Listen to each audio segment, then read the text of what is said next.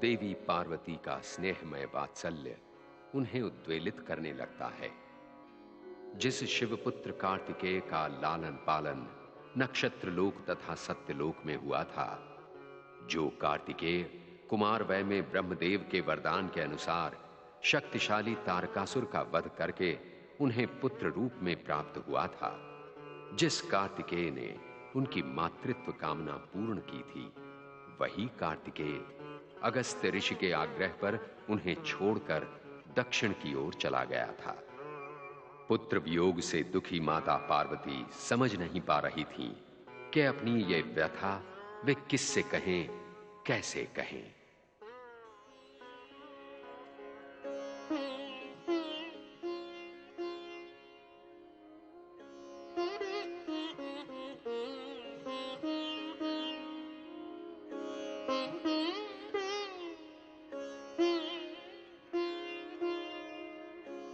माते, माते। कार्तिकेय, बेटा कार्तिकेय, कहाँ हो तुम? कार्तिकेय, कार्तिकेय। सखी, किसे पुकार रही हो?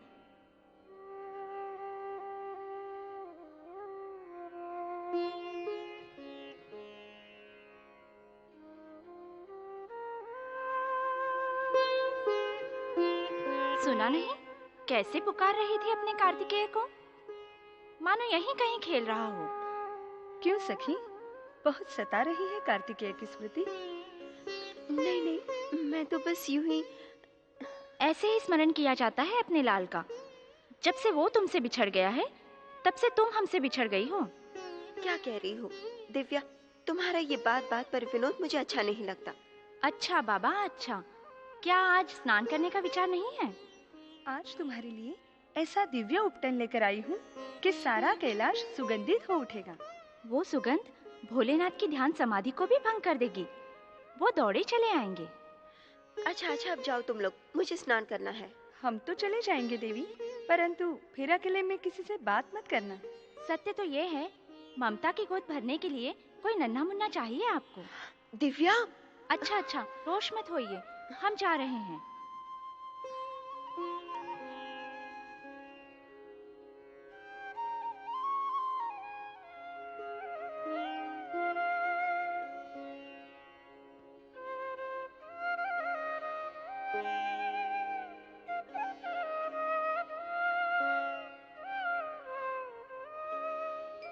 माँ, पुत्र, माँ, पुत्र।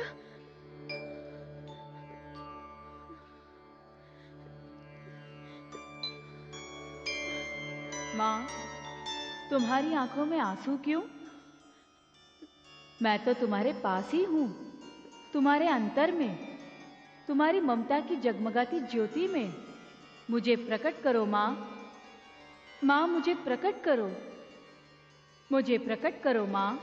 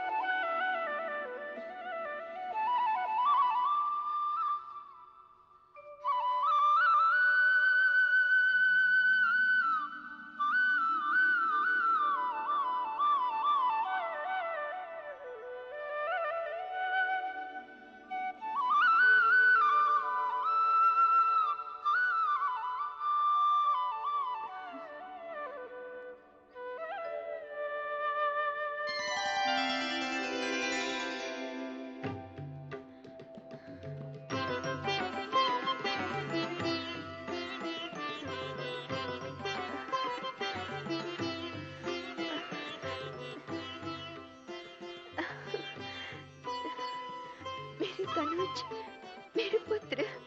मैं पुत्र हूँ। हाँ पुत्र, तुम मेरे पुत्र हो। मैं तुम्हारी माता हूँ। मैंने तुम्हें उत्पन्न किया है। तुम मेरे हृदय धन हो। मैं हृदय धन हूँ। हाँ पुत्र, तुम मेरे गणनायक गणपति हो। मैं गणपति हूँ। हाँ, कितना सुंदर नाम है तुम्हारा, गणपति। मेरा नाम गणपति है। हाँ पुत्र, अब मेरे स्नान का समय हो गया है। मैं स्नान करने जा रही हूँ।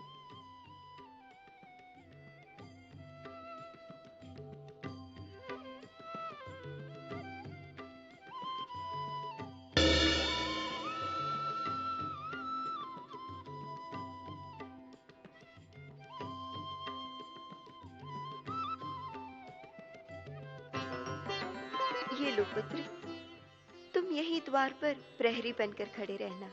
किसी को अंदर ना आने देना। जैसी आपकी आज्ञा माता।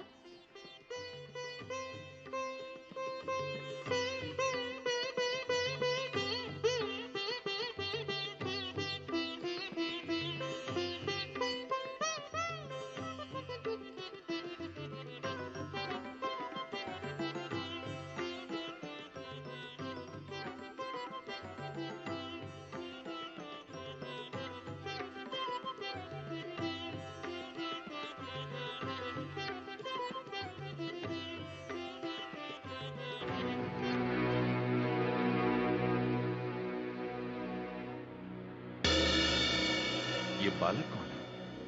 यहां कैसे आया?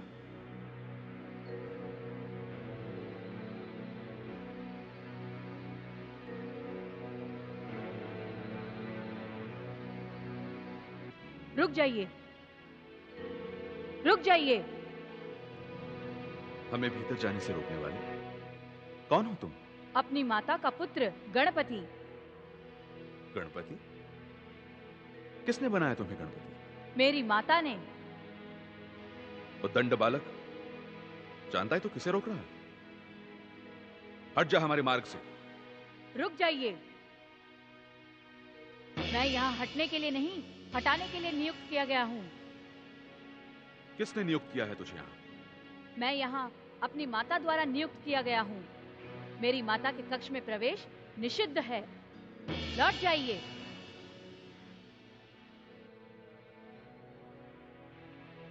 माता? बता कौन है तेरी माता? क्या नाम है उसका? अपनी माता का नाम मैं स्वयं भी नहीं जानता। आपको कैसे बता सकता हूँ? माता का नाम ना सही, अपने पिता का नाम तो बता सकता है। कौन है तेरा पिता? ये मैं अपनी माता से पूछकर बताऊंगा। वाचाल बालक, हमारा समय नष्ट न कर। जाने दे हमें।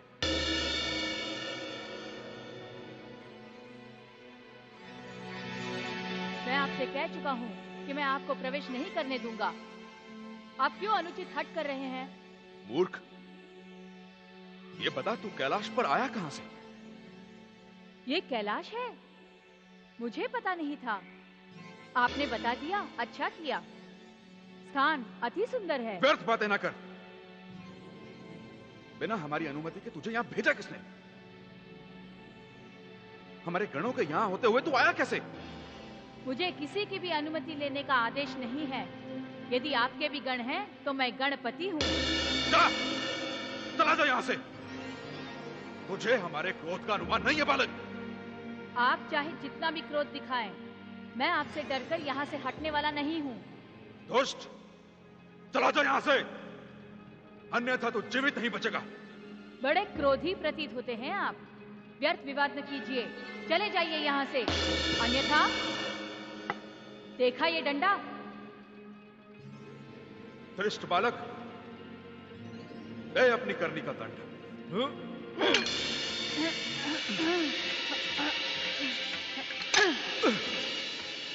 आओ।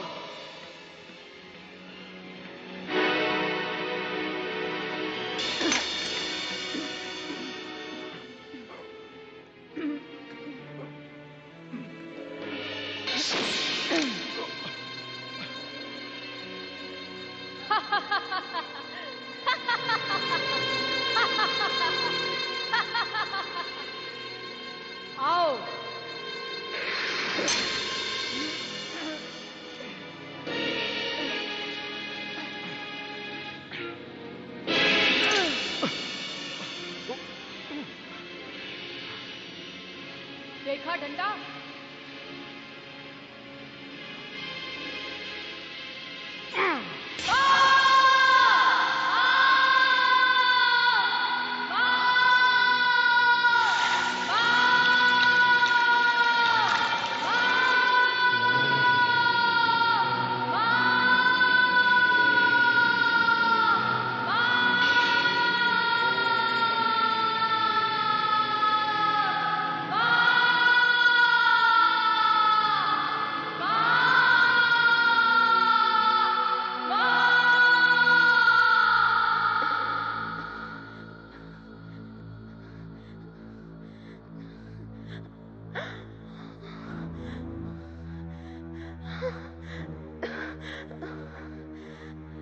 गणेश, गणेश, मेरे पुत्र, तेरा शिरक छेद करने का साहस किसने किया?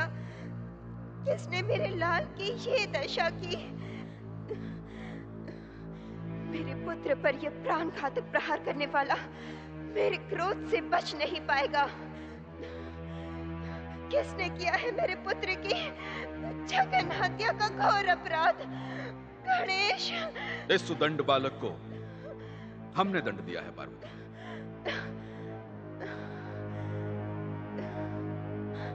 आपने, स्वयं शिव ने अपने हाथों एक निर्दोष बालक का वध किया? यह संभव है?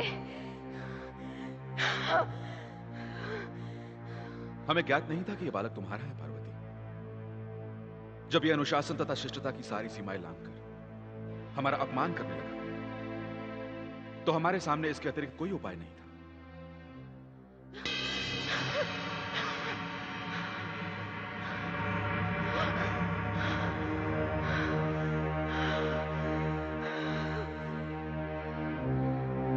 मेरा पुत्र मेरे प्राणों से भी अधिक प्रिय था। यदि इसे पुनः जीवित न किया गया तो मेरा क्रोध प्रलय मचा देगा।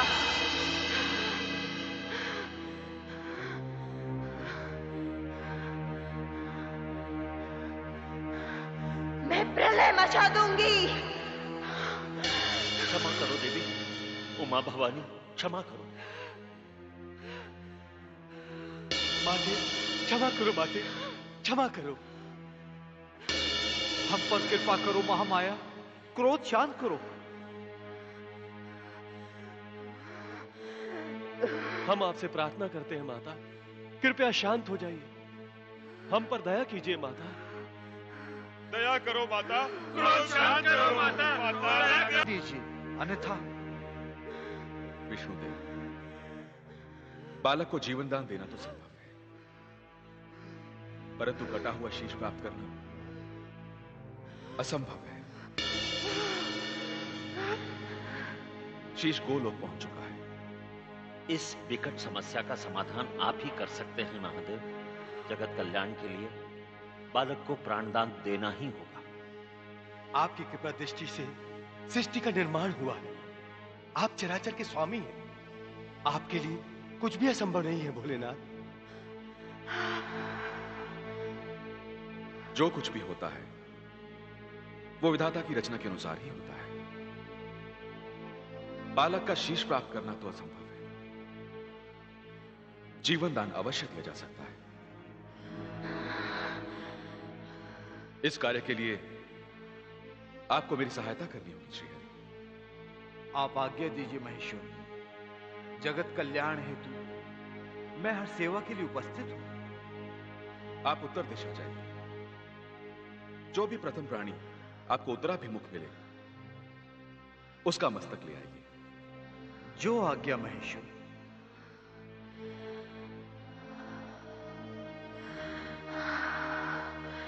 महादेवी का क्रोध शांत हो। महादेव की कृपा से आपके पुत्र को जीवन अवश्य प्राप्त होगा। माता पार्वती, आप शक्ति रूपिणी हैं तो जगत जननी भी है। अब भगवान शिव पार्वती नंदन को पुनः जीवित करने का वचन दे चुके हैं। महादेवी, आपके अतिरिक्त कोई नहीं जानता था कि यह आपका पुत्र था। पुत्र किसी का भी हो, वह किसी माता का ही होता है। संसार की कोई माता अपनी आंखों के सामने अपने पुत्र की हत्या नहीं देख सकती।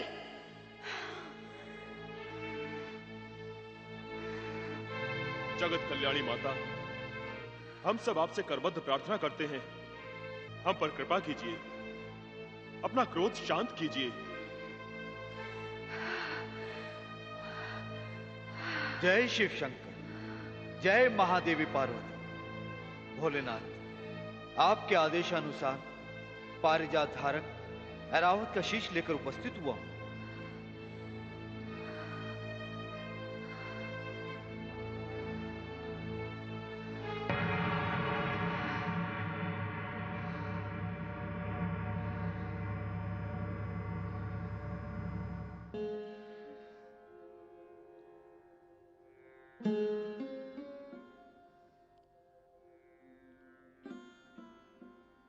नहीं नहीं नहीं, मेरा पुत्र देवमुखी था, वो पशुमुखी कदापि नहीं हो सकता। नहीं देवी पार्वती, विधि के विधान एवं मर्यादा के अनुसार हमारा यह बालक गजानन का रूप ही धारण करेगा।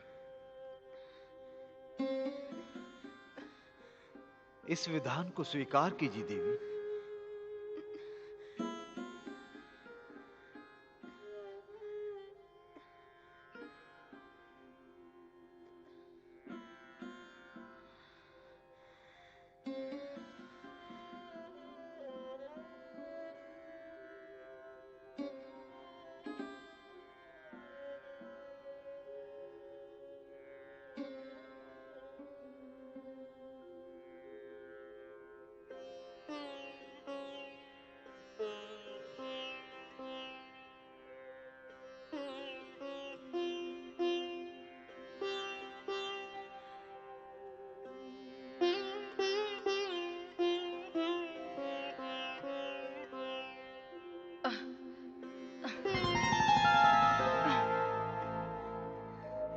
माता, माता,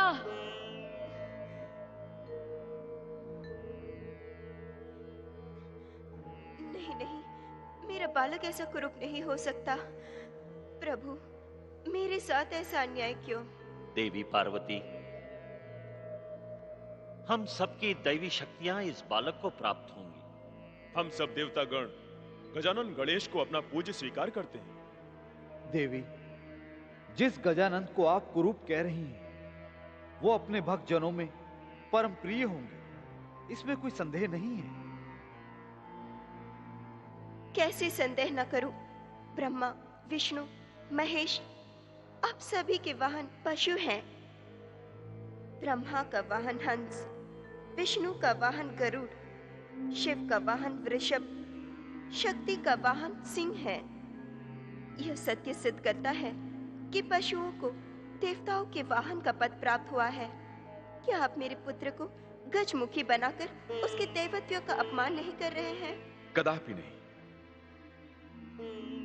हम इसी समय घोषणा करते हैं कि गजानन गणेश को देवताओं में सर्वोच्च स्थान प्राप्त होगा। किसी भी देवी या देवता की पूजा से पूर्व गणेश को अग्र पूजा का अधिकार प्राप्त होगा।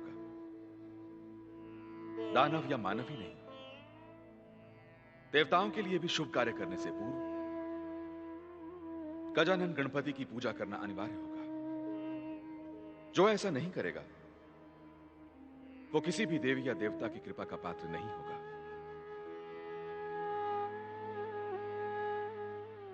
शिव पार्वती नंदन गजानन गणेश की जय। हमारा गणेश बुद्धि में सर्वश्रेष्ठ, सिद्धिदाताओं में सर्वोत्तम, विघ्नहर्ता, सुखकर्ता देवता के रूप में सर्वोच्च स्थान प्राप्त करेगा। बुद्धि सिद्धि दाता, विघ्नहर्ता, सुखकर्ता गजानन गणेश की।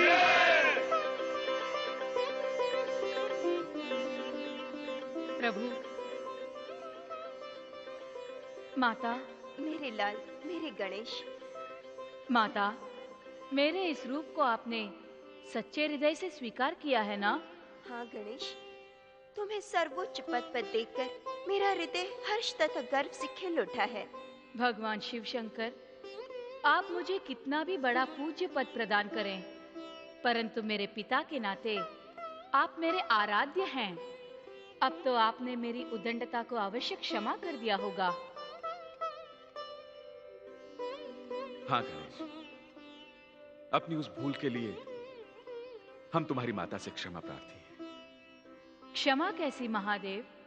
यदि आपने मुझे दंडित न किया होता तो मुझे यह सर्वोच्च सर्व पूज्य पद कैसे प्राप्त होता? हर हर महादेव। भोलेनाथ, क्या सर्व पूज्य गणेश आपके भी पूज्य होंगे? अवश्य होंगे। हमें भी प्रत्येक शुभ कार्य से पूर्व श्री गणेश की वंदना करनी होगी। अर्थात हर शुभ कार्य के प्रारंभ का अर्थ श्री गणेश होगा। हाँ मुनिवर। जय जय श्री गणेश। जय जय श्री गणेश। गौरी नंदन गणेश की जय। भगवान सदाशिव ने रुद्र अवतार ग्रहण करके सृष्टि में अनेक लीलाएं की तथा भक्तों की कामना पूर्ति के लिए अपनी सदाशिव ज्योति शिवलिंगों में प्रतिष्ठित करके उन्हें दिव्य तथा कल्याणकारी ज्योतिर्लिंगों के रूप में स्थापित किया। शिव के कल्याणकारी ज्योतिर्लिंगों में अति पावन तथा प्रसिद्ध है काशी विश्वनाथ ज्योतिर्लिंग। इसी ज्योतिर्लिंग से आनंद कानन अविमुक्त नगरी काशी तथा मणिकर्णिका कुंड के प्रकट होने की कथा जुड़ी है। एक बार जब भगवान शिव माता पार्वती सहित गगन विहार कर रहे थे,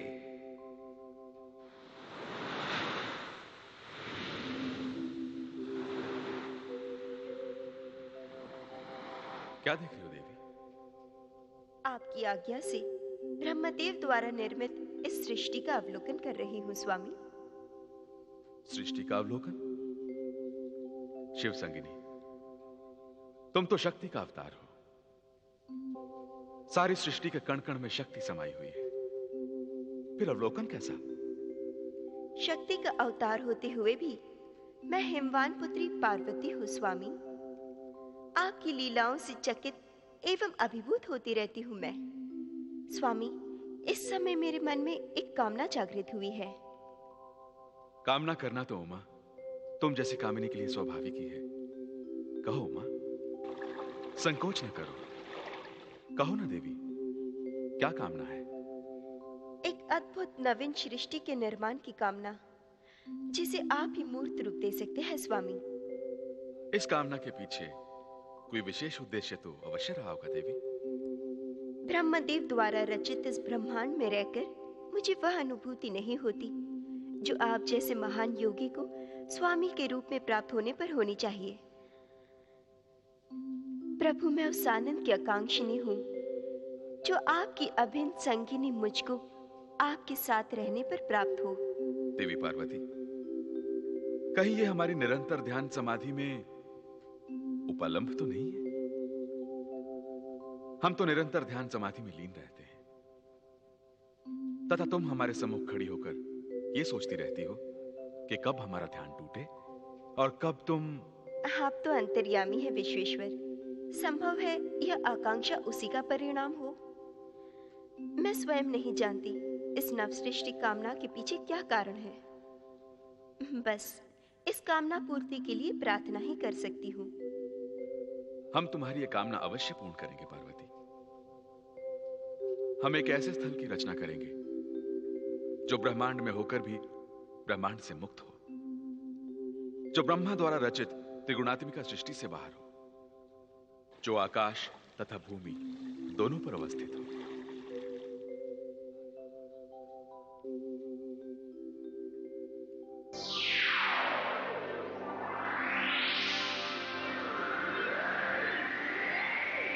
पार्वती की प्रार्थना को स्वीकार करते हुए महेश्वर शिव अपना त्रिशूल अंतरिक्ष में प्रक्षेपित करके उस पर ब्रह्मा निर्मित सृष्टि से अलग आनंद कानन की रचना करते हैं।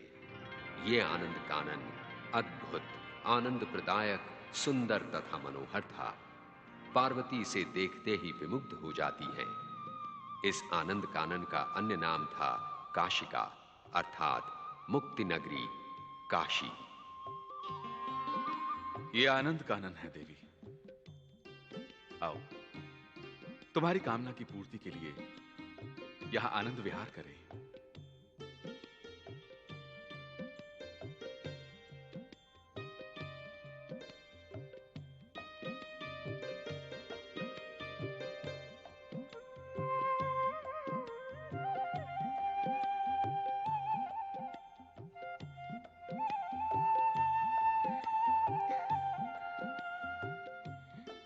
सचमुच अद्भुत है ये शिव निर्मित आनंद कानन। स्वामी, इस आनंद की अनुभूति शब्दों के लिए अगम्य है। ये परमानंद है देवी। ये उसी प्रकार का परमानंद है जो हमें ध्यान समाधि में प्राप्त होता है। आज उस परमानंद में तुम भी हमारी सहयोगिनी बन गई हो। ये सब आपकी कृपा का प्रसाद है। प्रभु, इस आनंद कानन को देखकर मेरे मन में एक भावना जाग उठी है। उसी भावना का प्रतिबिंब तुम्हारे मुखमंडल पर भी झलक रहा है देवी। हम जान गए हैं तुम्हारे मन में संसार के समस्त दुखी प्राणियों के लिए करुणा का संचार होने लगा है। तुम चाहती हो कि ये सच्चिदानंद दुखों से मुक्ति चाहने वाले संसार के हर प्राणी को प्राप्त हो। अर्थात मेरी यह प्रार्थना भी आप तक पहुंच चुकी स्वामी। हां देवी, तुम्हारी इस भावना के पीछे जन जन का कल्याण छिपा हुआ है, जो हमें इष्ट है।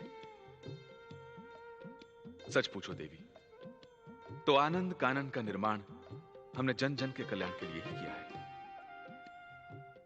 तुम सारे जगत की माता जगदंबा का रूप हो देवी। तुम्हारे मन में जन कल्याण की भावना होना स्वाभाविक है। तो अब ऐसा कुछ कीजिए प्रभु, जिससे आपके सभी भक्तों को इस आनंद कानन से सच्चिदानंद प्राप्त हो। ऐसा ही होगा देवी।